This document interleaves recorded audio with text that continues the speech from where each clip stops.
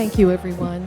Welcome to the first NYC by Design Festival event. I'm Eileen Shaw. I'm Executive Director of NYC by Design. We are so thrilled to welcome Coca-Cola to our family. And NYC by Design really is a family. We were kickstarted by the city, and we became a not-for-profit in 2020.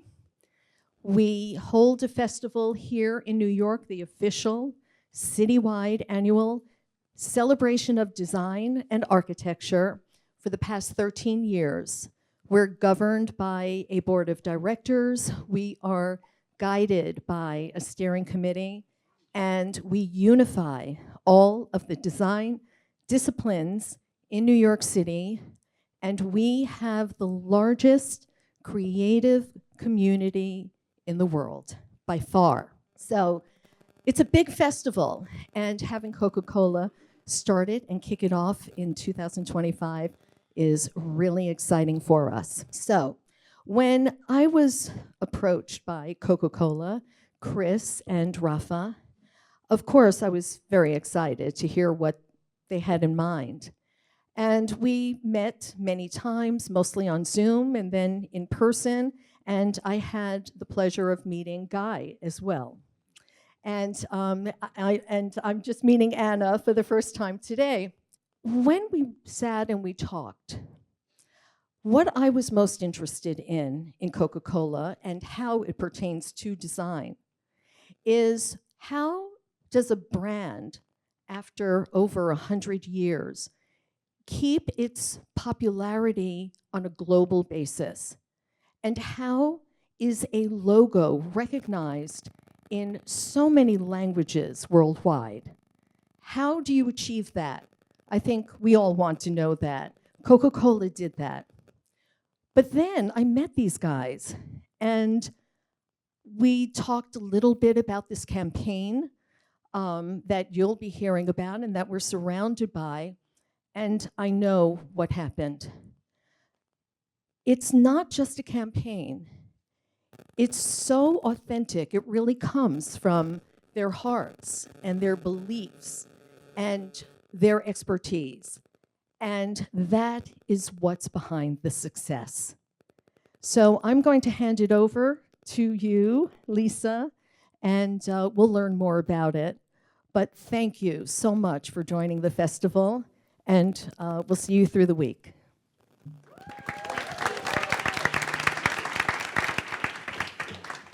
Good morning, everyone. My name is Lisa Smith. I'm the Global ECD at JKR, and I am so excited to be here this morning to sort of take a look back on the retrospective and sort of learn the history behind what is an incredible body of work over spanning 10 years together. And whilst the word campaign came up, and Rapha and I talk a lot about it being platforms, and it's actually, I mean, we're on the way towards a third platform, but we're going to talk a lot about the different sort of eras in the body of work that you're going to see. So yeah, I'm very lucky to be joined, obviously, with Rapha Abreu, who is the VP and Global Creative Lead for the Coca-Cola Company, and then two incredible global, world-renowned photographers in Guy Aroch and husband and wife duo, Anna Palma. So I'm very lucky to have them both with me today. So, are we ready to get stuck in? I do have some prompts, but we'll let it flow. We need to make it a conversation, right? Yes, I'm absolutely. getting a bit nervous here with all this. Yeah, it's a talk. Pretend that we are, yeah. But we are going to cast ourselves back a little bit. We're going to go back 10 years, because I think in order to sort of understand this body of work, it's always interesting to sort of know the context of how it all began, and how there was a campaign previously in market 10 years ago called Open Happiness for Coca-Cola, and then you were in the process of developing this new platform called Taste the Feeling. Can you tell us a little bit about the vision for this next platform and the idea and approach behind it? Yeah. First, thank you, everyone, for being here. You're making us quite nervous, at least me. But we're excited, I mean, to talk a little bit more about what happened in these 10 years. Before Taste the Feeling, there was Open Happiness, which was a very successful brand platform that existed for many here, yeah, many years. Open Happiness, you see photography here, I think is great, the presentation. Was a highly stylized way of portraying Coca-Cola, right? So blue skies, smiles, and almost like this perfect Americana image. All that was created before social media existed, right? So social media, brands were not in social media back then. So when we, in Taste the Feeling 10 years ago, in 2015, Global Design was for the first time tasked to be the one developing photography for the brand. There are two main guiding principles that I think helped shape what you're seeing here in the space. So the first is the actual taste the feeling, right? The sentence, the tagline that we were bringing to the brand. And these two words, right, taste and feeling, really the idea of photography was to express those two words together. And taste comes implied that is about the experience of the product, right? So we wanted to really celebrate the product experience, the bottle, the liquid. And feeling is about the people, right? People, once they taste it, what do they feel? Where are they? Who are they with? So really this combination. So those were like defining the subjects that we were capturing in photography. And then the second principle that guided all is something that we say in design a lot, is this designing for Coke is a paradoxical pursuit in a way, because we need to balance the timeless with the timely, right? That's where why the brand exists for 129 years is because we were constantly timely throughout those years. So it's always balancing the iconic with the relevant, the legacy with now, right? So that's what we try to do. Part of my team's job is to really strike that balance. And then speaking of legacy, I think when we started to understand what do we do with Taste the Feeling, we went back to our archives. We have an amazing private archives in our headquarters, and we went there to see, photography-wise, what was the history, when Coke looked its best, right? So we looked from illustrations from the 50s to photography from the 80s.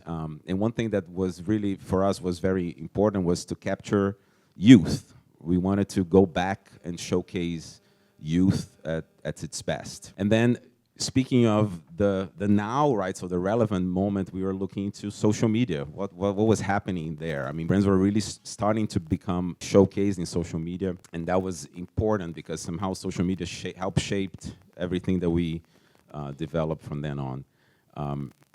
So we came with these two things in mind. We came with this concept for Taste the Feeling, which was contemporary nostalgia. That's what we called.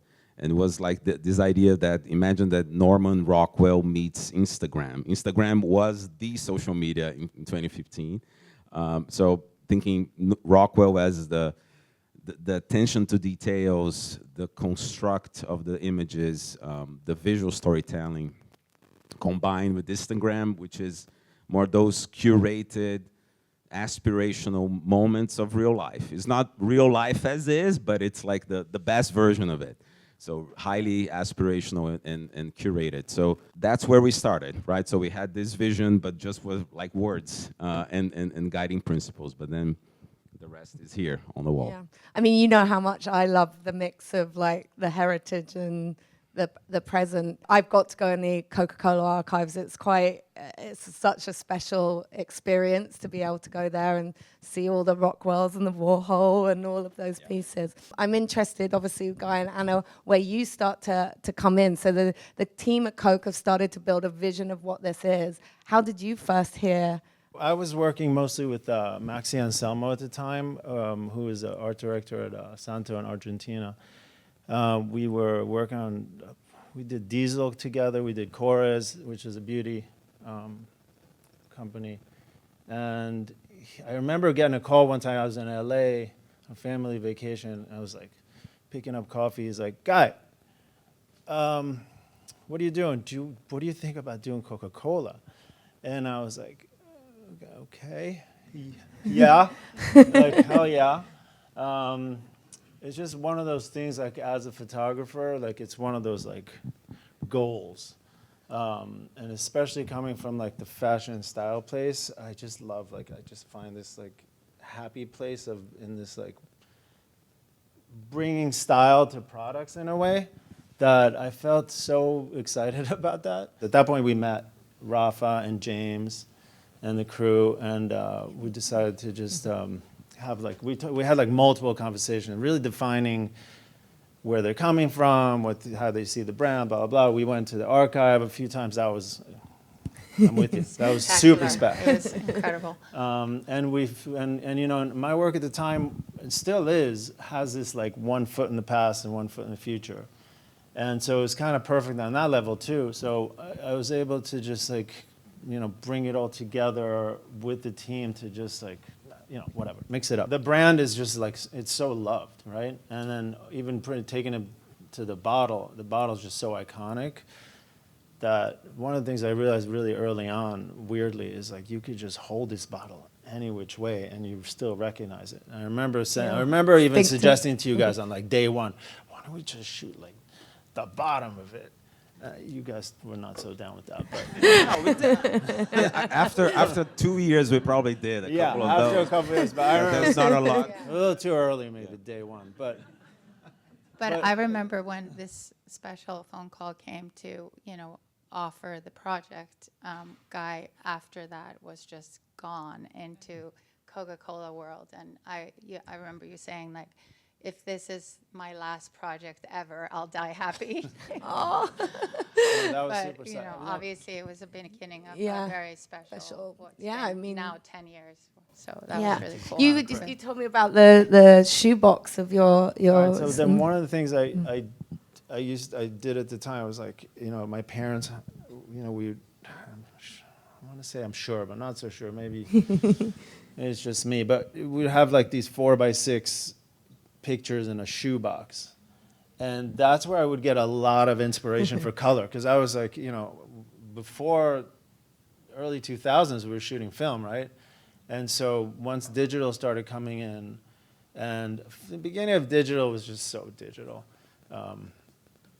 You know, and then I started getting into like how, you know, how do I make this more like film, and like diving in deep into that world of color. And then naturally for inspiration, I would start like looking at old photos. So, you know, because in film before that, it was like making the image perfect. I mean, the 90s were all about perfection, right? And like high polish. And then the 2000s and like the early 2000s was all about, you know, not all about, but my idea was just like, let's break that. And, you know, I mean, it wasn't just me, but, you know, that was the movement. And one of the things to do that with was color. I mean, there's a lot of tools. It's like finger in front of the lens. It's like, you know, smudge the lens. Like, you know, just break things, but do it in an intentional way that feels kind of like real. And so, you know, I would get a lot of inspiration from that. It's like faded color or extra grain or the flash going off the wrong way or like piece of dust or finger. So I was doing a lot of that. And what I found most interesting about that was that it gave this weird authenticity to the moment, right? Because all of a sudden you're looking at a photo there's a clear mistake. Yeah. And that's this weird thing that, you know, you're just kind of going like, why didn't they retouch that out? Or combined with like, that was just such a real moment that. But the it cool just part like, was that the creatives at Coke were willing to embrace this, which Yes, that was like that was the coolest part. the genius. Yeah, I mean, in some ways, how did you know that both Guy and Anna were right? Because obviously they were going to, it sounds like going to take you on such a journey in terms of like imperfection, for example, which wouldn't have been something you would have normally looked for. I think when we had this task of Taste the Feeling, I think for us was clear that we needed to move away from commercial lifestyle photographers, and because of this combination of product and people, we saw beauty and fashion as this kind of sweet spot, right? So there is portraying of people, but showcasing the product in the best way. So definitely like this pivot was intentional, important. And then when we saw the work from them, I mean, it's just like the images are so, it looks like you were inside a story, you're inside a film. It's so magnetic. You want to go inside the camera and be there. So it was just like really elevated. I think that elevation of photography to a status that is less about advertising and more like just high quality, spectacular photography, each one. We wanted to achieve that. So I remember when we met for the first time was in a hotel in LA by the pool. Yes. I remember that. What to me felt really right at the moment was what Anna is saying, that we were very open, but I also felt both of them very, very open to ideas, right? Yeah. So it was really like a beginning of a signal of a collaboration, right? So really creative collaboration, that we're going to bounce ideas, and there is no one is precious about those. We're just trying to aim for the best output. That conversation was kind of everything now that I think about it, because I really realized that we were, you know, because especially as a photographer, like, you know, you arrive at this like corporate setting of like, all right, okay, which was like at the time was very much about like, shut the hell up and shoot this picture. Like, here's the illustration, get this done for us. You know, that was a mentality. But when we sat around and we really saw eye to eye, first of all, but then also just personality-wise, we were really able to. I realized I was with my equals somehow. You know what I mean? And that was like, as someone who was being hired, was not normal. And I clocked that, and that's what I'm talking about, being mature enough to realize that at that point. And really just at that point, just really make almost like a rule. This was, I don't know that I said it, but it was this unsaid rule of like, throw anything at me, it's all good. And then I could just tell you, your idea is not great or great, and do it. And no Which one he did, didn't he? Or tried it for 5 minutes and then gave up and said, no, it's or really try- terrible. Let's move on. It's like no egos involved. You know Yeah, what I mean? And I which- think that's a weird thing. It's Yeah. like a weird little big thing that happens on set a lot, where it's just like this ego is like, oh, did he not like that? Well, I think None of especially that. when you You see know? that the way sort of open happiness was executed, which was right for the time, it was almost sketched and it was almost like laid out before it was shot, to your point. Please, can you shoot this composition? This is Oh, what yeah, we big want. time. So it was just entirely, completely different. new way of and working, then really, it you was. both coming from sort of fashion and beauty as well, and bringing, I think, to the product, a sort of sparkle that we've never really seen around this iconic product, which is called Contour, which I guess so you decided to name the exhibition Contour. Right, yeah. The exhibition is named Contour because that's the name of the bottle, because of the curves. A bottle that is celebrating 110th anniversary this year, so 110 years old bottle. And really, like, what is amazing when you see around the bottle present is this, you see people from different parts of the world, from different ethnicities, different ages, and the bottle is probably the thing that drags you in and makes you identify with that image, even if it's, they don't look like you, or they're not in a setting that you would be at, but the object in their hands is the one that connects everyone around. But back to, I just want to compliment a little bit about this first meeting that to me was also very important, is the discussions about details. Yeah. Right? So it's all, I mean, Coca-Cola Red, we talked about red so many times. Is that what is the role of red? How red will appear? You know, is the bottle with red labels or without red labels? If not, how do we bring red? So this obsession about the details, I think, discussed were super important. Even when we went to set, I think the entire crew, from hair, makeup, nails, wardrobe, set design, everything there was discussed and extremely intentional. When these guys open up the camera and start clicking, then we let it go, you know, like, so then it's like the moment that you we let it happen because all the details are right?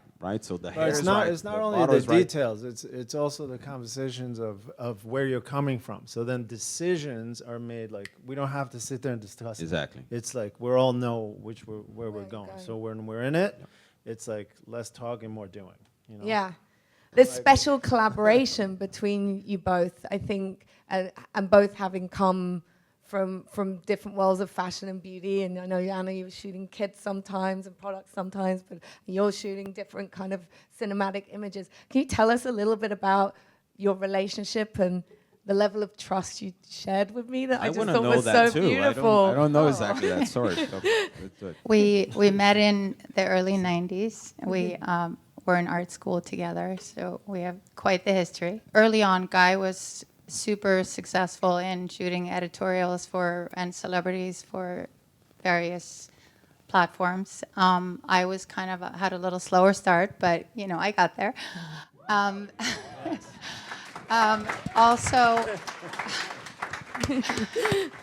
we had 2 separate careers, and then actually not until right before this first Coke campaign came up had we worked together once. We realized we were always in different places. We weren't, we were focused on staying home. Well, like one of us staying, sort of home with, our 3 beautiful daughters who are right here. So it wasn't, so at the time of, in 2015, our youngest daughter is 10 years old. Yeah. So it was sort of like a perfect time to, be a little freer. And I feel like this project came up for both of us in a really good time. First of all, I think we both had a lot of experience in working, on different commercial campaigns, so we knew how to tell a story of a product. I feel like we were both super excited to take on this project. I feel like Guy made me more excited with his excitement because for him, I feel like it was so just the ultimate project, What's better than getting to make Coca-Cola bottles sexy? I mean, that's or like a sexy photograph of, involving a Coke bottle. So in the beginning, I, on this first day of our first project for Coke, I was more doing what we call product love stories. So I was taking 3 Coke bottles and trying to tell a beautiful story around that as a still life. Whereas Guy was more focused on like the bigger cinematic moments. And then I guess That after lasted for like an hour. yeah, so after that we realized we had like 30 beautiful models that we had selected in front of us, and we were like, okay, let's go. There's so much here that we were so excited to, we first of all had an amazing team of production and models and styling, from props to. I mean, in a way, it's kind of a little bit of what we were doing always, editorially. That's what we do. We tell, visual stories. So in a way, this is literally, it's just like the same thing. It's just like, hold this, a little bit extra direction, But that's, that's what we were doing. So you couldn't even help yourself with doing that. So Yeah, that exactly, was that. yeah. And so there was no stopping you there. So, and then the guys were just like, so what's up? And, again, going back to the trust, at the end of the day, it's like, I know when I look back at it, it's kind of pretty crazy, but we had that trust pretty much from day one, And that I think right there everyone is like had faith in each other as a team. We But knew I that would say we were one thing. capable. What I loved was like to keep Anna. I mean, we keep looking Anna's pictures, and then Guy comes in and says, "Oh shit, okay, this is." Yeah. And keep So him they're on his each toes. upping each other's game. Yeah, It's exactly. really, Yeah. really amazing to see the collaboration, and it's one beauty on top of each other, and it's. I just think, just the 2 of you could do that together. I mean, you were very honest with me when you talked about also like you might have a day where one's maybe struggling with a thing, but the other one then lifts that up, and you can like ebb and flow. And like when you have like an off day or something.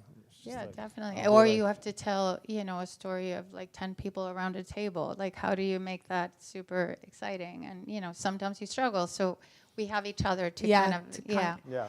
But what happened when really both of you then started shooting everything? You ended up with like a prolific quantity of Yeah, shots. So that was its own problem. So I'm seeing Rapha's eyes sort of roll a little bit there. Because Remember I think that- you that- went in that- with 16 key visuals. The, didn't you? the That was last days of shoot is always, okay, how are we going to edit this? Yeah. So it's always the conversation. How do you want to do it? The first campaign was supposed to be, we were supposed to produce 16 images. Yeah, you did 400 And or yeah, we something. did. Yeah, it was like about 400. This was actually another collaboration in a way, right? So normally, with especially in advertising at that point, you would hand over whatever. Sometimes the whole shoot, sometimes your favorite whatever, 10, 20, and then sayonara, you know. But with us, it was like this back and forth, and Maxi was involved, and James, and it was Yeah. like this. We started a Dropbox folder, and we each had Each a one of color. us had a color. We had, okay, pick a color, go there and tag your color, make the selections by, Yeah. everyone was selecting. But it was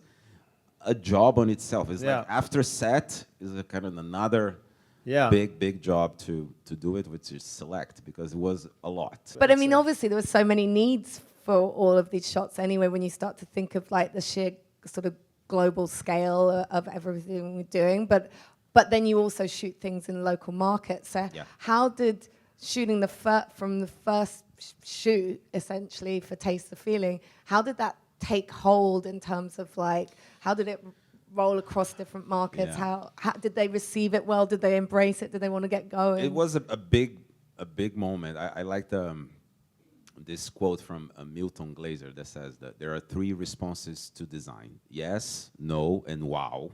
And wow is the one to aim for. And we hit it wow, you know. So it and the wow, when you share that, this first batch of work, when you do it, I mean, people, it feels immediate. People understand it. They love it immediately. You don't need to explain. It's kind of unanimous work, you know. And of course, everyone wants a part of it, right? So we, as a global brand, we wanted to do also tailor the work to more local nuances, right? So the casting from a specific market, if there is food, the food from a specific market, location, and so on. But most importantly, I think this first batch of work created a precedent of excellence that also implied a different process internally at Coca-Cola, right? You guys were saying before that, yes, in other brands and even other processes, you have like an agency sketching an image, and then you go there and just capture that sketch. Internally at Coke, we didn't have a sketch, right? So we never sketched any of these situations. We're much more like a high-level description of what we want to capture. Who are these people? Where are they at? What are they doing? That's the general thing. So even for production to be able to find a location, find the people. Yeah. We got budgets approved to do production without actually knowing what exactly we're going to get out of at the end. It's a total level of trust in the work. Because the body of work was so amazing, people said, you're going to get that for me, so just go. Here's the money. Go do it. And they knew that we're going to get something. I mean, that's 200 markets. Sorry, guys. Yeah, no, I was just going to say, one of the most important things about this is, I think in it of itself, it's fun to have it, but that releases and frees up the talent and us to get real moments. Yeah. Because we're not sitting there going like, okay, the bottle's in the wrong spot like this. Like it's like we're just going. And You can see the the fewer spontaneity, times that we yeah. try to do that, it loses everything. Yeah. Because then So it's everyone fast. contrived. You're trying to mimic reality. Yeah, which is why advertising back It doesn't work. before this time was quite stiff. Yeah. It's just the nature of it. So I think as far as just a bigger, that was a big flip. I remember seeing this on the back of a Delta flight for the first time and being like, oh my goodness, I've never seen a photo, and then getting off the plane and then seeing it on a billboard and then seeing it on a magazine and then seeing it on the back of a truck. And it was just like, that felt so connected as a body of work. Like the color, the warmth, the styling, all of those things. It was like, we talk a lot about, Rapha and I, from a design perspective, a lot about distinctive assets, and creating the distinctive photo library is really hard. Like, but I've just never really seen it before. And I think it was just really unusual and really special. And I wondered a bit more, like you talked about the color that you were inspired for by, like, from obviously the mum's shoebox and things like that, but just your general kind of color, tonality, light. I mean, this makes it ties everything together. Yeah, in general, even like going into all the conversations we had beforehand of just more about where the brand's coming from, and just defining it in a few first, like high level words like youth, fun, hope, positivity, energy, all that stuff. Again, really, And the like, role of Coke in those moments too. yeah, I mean, it's just like, it's really like all one big family, and there's no one answer for that. And Yeah. so if you're like in a situation and you have that in the back of your head and you're going for something, it's just like a lot of times the adjustments is so small that if you got that in the back of your mind, that's what you're going to produce. So, and again, you're really creating that in like 100 different ways at any given moment. So I think that's a big one. Now, I know Yeah. you asked me about color. No, well, I mean, it's okay, because I know you talked about that, but I think it was just more that you were pioneering something very unique with the mix Yeah. of the sort of digital I'll say and one thing. analog. Instagram copied Guy Aroch. That's all Yeah, I'm it kinda almost saying. created the filters You know? from Yeah. That's Guy's work. His work. Yeah. Yeah. I mean, in a funny way, that just kind of took it, gave it a little boost, and then killed it later, which is what happens. But it's all good. I mean, it's like, but it was definitely a thing I was doing at the time, and it was cool to be able to have it in this campaign, because this almost kind of defined that. We were starting to mess around with color when digital first Yeah. came. I remember having to talk my clients into using digital photography. Yeah. And then at some point, like, I remember it was a thing, because we People started were working scared with, they were going to lose film. weren't they? yeah, I No, remember, it was a thing, that. And it was, we started in 2000, and for the first 5 years, it was like just this clunky digital thing that's like, and then I remember discovering the levels and going like, ooh, what if I do that a little bit? And I would just put a little bit, and that was it. But anyway, the point is that at some point I was like, let's go. It was a labor And of then- love, yeah. I have to say, just getting Yeah. to the right. And then at that Right. point, and that's when I started getting into like the inspiration of it and the little mistakes, and like, but the Yeah. color in and of itself is like, it's not so much a color for sake of color. It's more a color with an intention that is, setting and helping the mood, just like everything else Yeah. that is part of the images. So whether it's casting, hair, makeup, styling, obviously composition, blah, blah, but color is just like another one, as well as retouching. And, in many cases, the lack of retouching is a thing.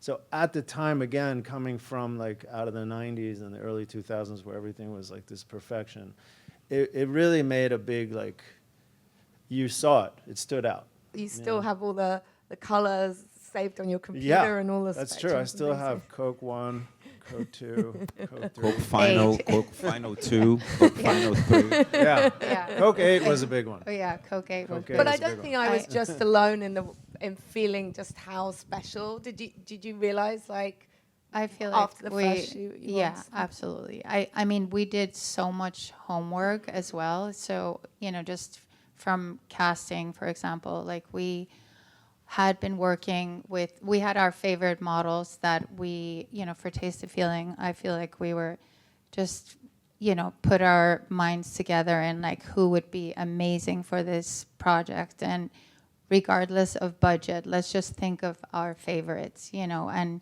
we ended up in the first, Taste of Feeling shoot, we ended up with incredible models. And I feel like also we had so much inspiration. So I feel like we did so much homework that a half hour into shooting the first day, we're like, okay, this is very special, you know? And it is rare to be shooting for the same brand for 10 years. It's very rare.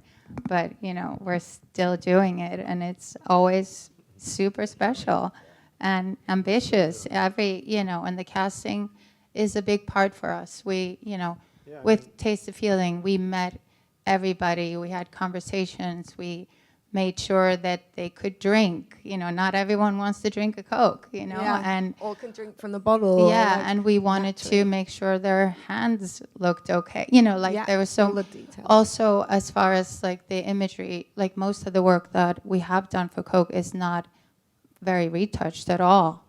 Just the bottle is really the what gets retouched. Everything else is pretty much Mostly left. for- Yeah. Going back to trust and being able to know that we're going to tweak and make that look a little bit better later, again, frees us to be in the moment. There's one story about bottle retouching, which is also interesting from our dig into the archives, that we learned that when we used to paint advertising in the past, we commissioned 2 different painters. There was one painter that did the people, right? So wider brushes, people expression, emotion. And then there was like a placeholder for the bottle. And then it comes another painter with a different brush, a much thinner really? one, Wow. that does the bottle. So it was a similar process too, because we were capturing the moment, and it's That's all cool. about the people. And then in post, we were really dialing up, making sure that the liquid was right, the fizz was right, the color of the glass, everything. But similar to what we've have done historically with painting, not in photography. I do want to ask you just about one of the most sort of famous images, is the most liked image ever on... Not anymore. Not anymore. At the time. but it was, The Kardashians didn't exist back then. Yeah. So it was like now they're... That's true. Did they exist? but yeah, I mean, obviously, like, They were born. could you tell us a little bit about the Selena Gomez kind of shoot? Because obviously you talking to me? Yes, Guy, I'm talking to you. Because yeah, you knew so that her. was- You had a bit. You Yeah, met her so before. I worked with Selena like 2 or 3 times before that, and I remember when someone called me to ask if it's if I would do it. I was like, hell yeah, but she's just such a sweetheart, and there's always with this kind of collaboration between celebrities and and corporations. There's always this weird it's like who needs who more kind of vibes, and that just is a thing. And a lot of times, because I do this a lot, I'll walk into a room and it's like if someone's there because they're doing us a favor, it's never fun. It's just never fun for anyone. And in this case, I was able to just suss it really quick, and the ability, just knowing her from before, we didn't even have this concept down at all. We rolled in, and I remember going let me just shoot her while she's getting ready. Just put her Coke down while she's getting her hair and makeup done. I couldn't do that if I didn't know her. Stuff like that. Yeah. And so we just, we were just rolling then, and we just I took her outside the studio. That picture, we did that picture outside. It was at Milk Studios, by the cafe, against the little wall right there. So I just think that kind of comfortability, and you could see that. And then styling, obviously, hair, makeup was a thing, as it always is. And it got recognized in Vogue, wrote an article just specifically about the details of all of it. It was because at the end of the day, I think that it felt more of a picture of Selena, more so than an ad for Coke. And I feel like that's, again, this is a running theme that's throughout the show and throughout the campaigns and platforms that how we try to work. It's like the bottle is very much there. It's the center of the story, center of the picture, and many, whether it's physically the center or if it's just kind of in there with the story. But at the end of the day, it's kind of coming at you from here, or from here, and I feel like that's what we try to do, and that's why we like it so much. I love it, and this is what we do anyways, so we love doing it. And it's a beautiful shot, and I love that shot so much. But I think, Anna, you did touch on briefly, and I think even when I was thinking about Selena and casting, you talked to us a lot about the Taste the Feeling casting. But as we skip to kind of after the first platform, Taste the Feeling, you move, things are changing. We're living in pandemic times. You're starting to think about what the next platform is. And the casting approach was very different for Real Magic. So Real Magic is the second campaign in the series that Guy and Anna... Platform, sorry. I've been so good. See? Already learned. We taught everyone. I think between Taste the Feeling and Real Magic, there was this kind of not small episode in the world, a global pandemic. And with that, I mean, many changes, social movements happened, like Me Too, Black Lives Matter. There was a lot of changes throughout that time, and that had a direct impact in how brands were being showcased in advertising, in imagery, in general. So Coca-Cola historically always brought people together. It's a global brand, exists in every corner of the world. Peoples from different socioeconomics and different body types and sizes, and you know, that it's all Coca-Cola is for everyone. We wanted to portray that, right? So we want a Real Magic to do like a shift on being more diverse, more inclusive in the way we showcase our consumers through photography. And it was like more about bringing more the personality of these people, right? Yeah. So instead of like just gorgeous models, they were people that they have talents and they do things and they have personality. They have and we allowed them to bring that to the set, which was also a big change again, right? Yeah, we kind of were, led by you, just wanting to kind of figure out the language for, to express this like new world we were living in. We did just as much work on the casting, but it was basically casting like a more real maybe or diverse group of people. But there was a huge difference also in now we wanted actually the people to dress themselves, Right. do their own hair and makeup, and Come as they are. Come as they are, Yeah. and be and the beauty of just being who you are. How does the youth express themselves now? And we obviously had our 3 daughters at home, so we could, ask them questions and kind Is of this think cool? about what, they had just come out of, So they were like your Consultants. focus group. consultants. Yeah, Yeah, that's focus cool. group, Focus yeah. group. I think the interesting, when we talked about Instagram as the big reference, let's say, for Taste the Feeling, I think on Real Magic, TikTok was the biggest social media at that time, right? And all these, the rise of influencers and creators, right? So we wanted to tap into that and showcase Coca-Cola in that type of content. And of course, coming out of the pandemic, this was 21 when we launched Real Magic.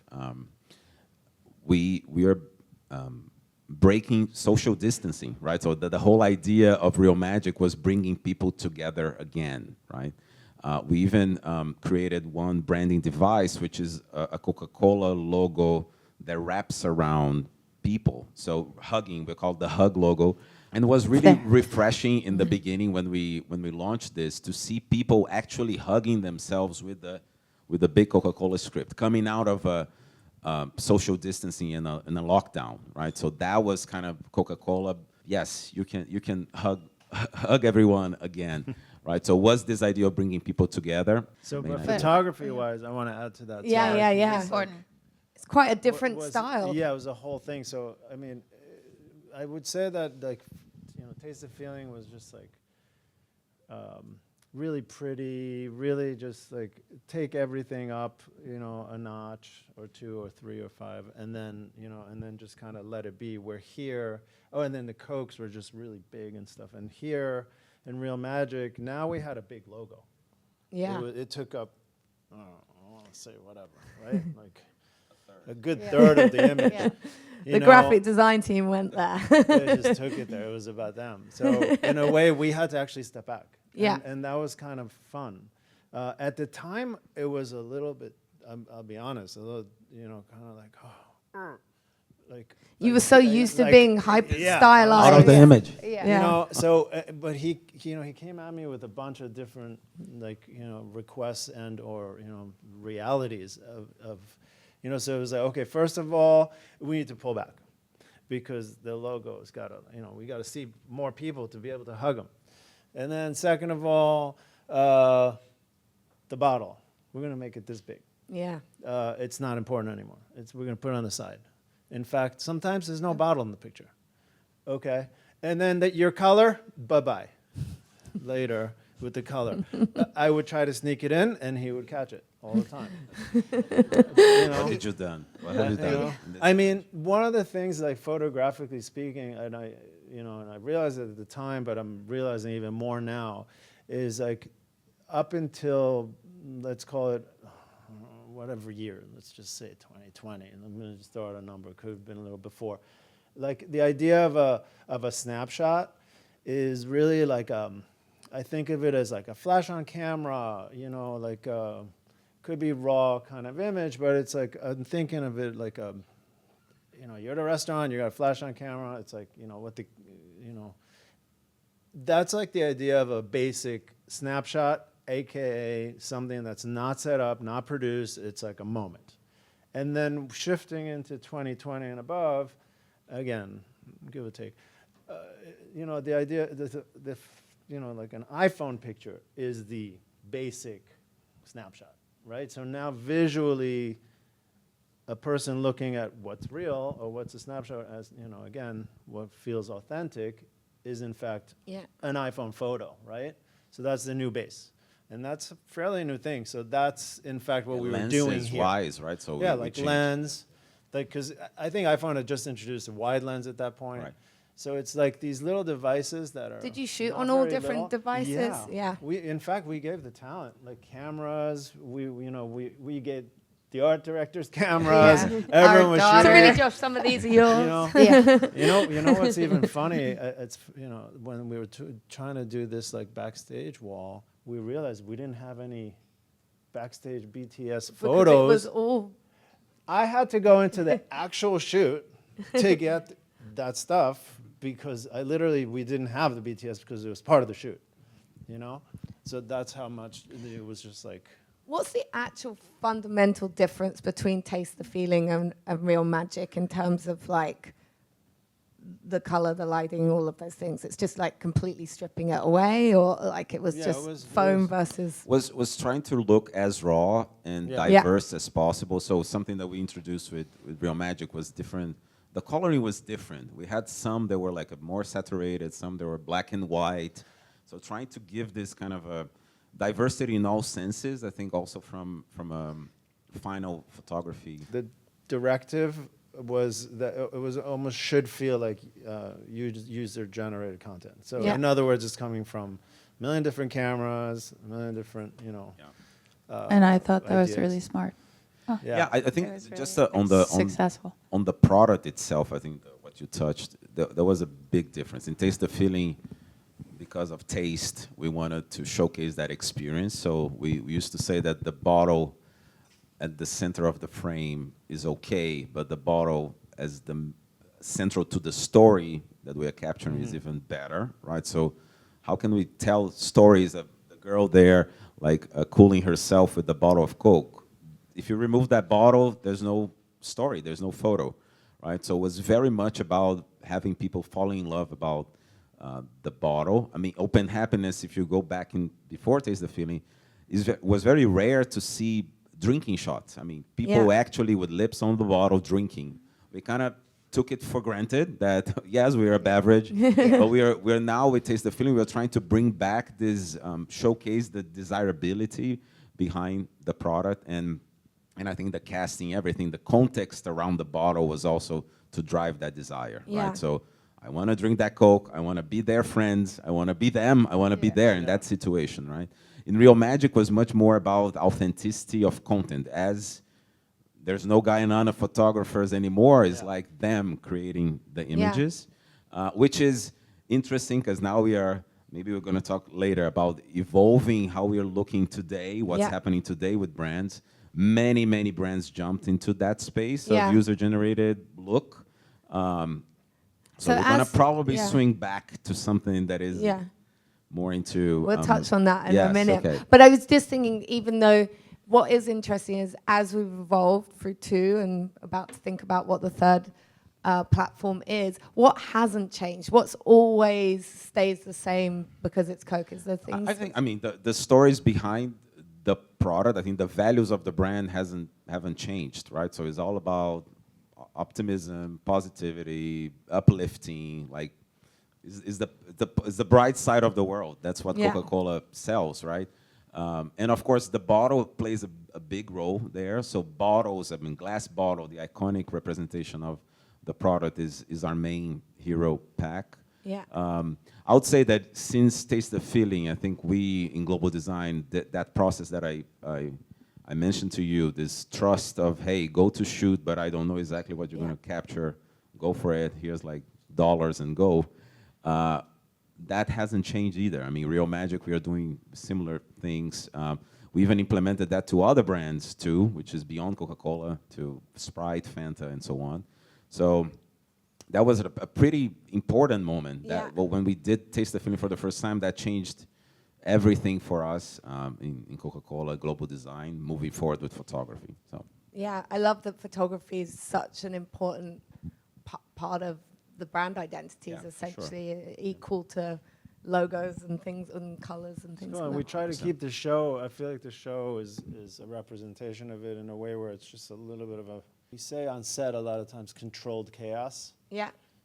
It's a little bit of that, where it's like you don't really know what's going to happen. Controlled, but we're sometimes kinda chaos, pure chaos. Pure chaos, but like So it's as we like, get, you know, as we're getting closer to wrapping up, I'd love to know, like, what's something that stood out? What was the most memorable? I mean, I think just walking around. Yeah, I mean, we've been They all have we've been stories. working on this for months now. Just narrowing. We were first on like 3,000 images, and we had to cut down to 150. So that wasn't an easy one, but it was a fun journey through all these trips that we've been on, and creating snow and 80 degrees of summer, and Oh yeah, you have to try. yeah, there it is. A Russia shoot in New York. New York, summer, right beach. Yeah. We always try to like face in the sun color. But we went to Hawaii as well. There was the summer shoot, but we It was the summer wow campaign. the summer moment, and it was just rainy. So we flew all the way there, and there was no summer. It's like cloudy and. Not only that, like all the water, because there was like I know, like, just the picture of that. It was like all the water was brown. Yeah. No, look. And we asked the guy to pray with us, but it didn't work. we had a shaman come, and we all like stood around a table holding hands. It was really Not a legit one. yeah, it didn't actually work. But I still love the imagery from that campaign. The bear was. We were on set. We were all professionals capturing the image of the bear, and then he came with the wrangler, right? So it was the wrangler, the bear, and they didn't. But he's an leave actor in a character. costume. Why does he need a exactly. wrangler? No, but the wrangler was. Bear, please look here. Bear, are you okay, Bear? And we said, are you? What is this? I mean, we know there's a man in the suit there. Why are you talking this way? But it was incredible to see. I was impressed by not leaving character at all. The whole day. And there was a voice too. Bear, come on, Bear. Come on. We have a time to shoot this thing. Come on. And the Santa one to me was very special. I remember in New York when we were capturing Santa for the first time, and how quiet the set became. I don't know if you guys remember that. We were like in New York. It was the fireplace shot, not outside, but was inside the house. And then the set went quiet, and the actor was like, ho, ho, ho. And that moment that you feel that you're recreating a legendary story. Yeah. It's like that, touching that myth that we helped to create was very special. I mean, the chaos suddenly stopped, and we were like, just like very quiet, shooting that. So just the click and the ho, ho, ho all the time. I think I also found hundreds of images of people piling into this little car. He's there, he's there. Yeah. Guy, you told me about this shot, which I loved. When day one, shot one, kind of. Oh yeah, that was cool. this guy, Bobby, who I work with. I actually worked with both of these guys a few weeks earlier, and we were doing a story for, I don't remember what the magazine was, and we were doing a story where they ended up kissing. They both have significant others, but they, you know, a lot of times in fashion, it's like this fake kiss. It's like this thing, almost kiss kind of thing, which is so annoying. But like I don't like They fake wanted stuff. to kiss? It's annoying. I don't. It wasn't even that. They were just going for the real. And the point is that I had Bobby. I booked him for like day 3 or something, and I was like, please come, Carolina's gonna be there day 1. Please come. And sure enough, he showed up like at the end of the shoot. This is day 1, and they just snapped right into You it. broke my myth of thinking this was really in the This was rain, but it was in the hose. No, it's just Isaiah standing there with a hose. You know? It's like there's like So zero. romantic. There's, I was there's zero Very retouching. powerful hose. It's like, Rafa, maybe I'd love just to end on a little bit of what's next and where you see the photographic style kind of evolving and the collaboration with Guy and Anna.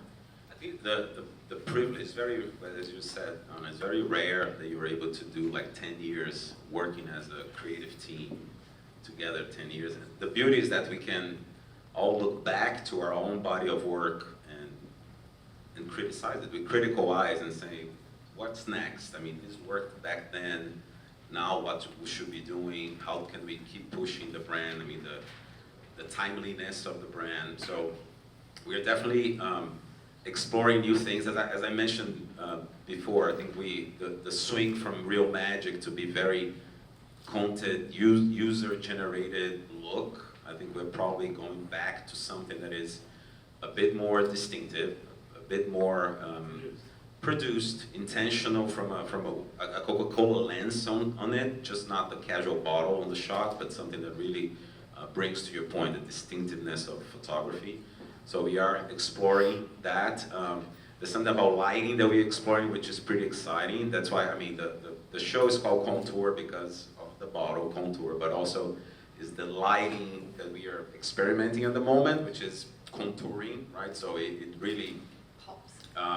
makes it pop, make it 3D, so really showcasing, bringing the product even more forward to the foreground. So yeah, it's exciting because we can continue doing that because the relationship, the creative, powerful collaboration, I think is established, right? Yeah. So now let's keep going. I think that's a lovely place to end. Thank Thank you. you. Thank you so Yeah, much. thank you.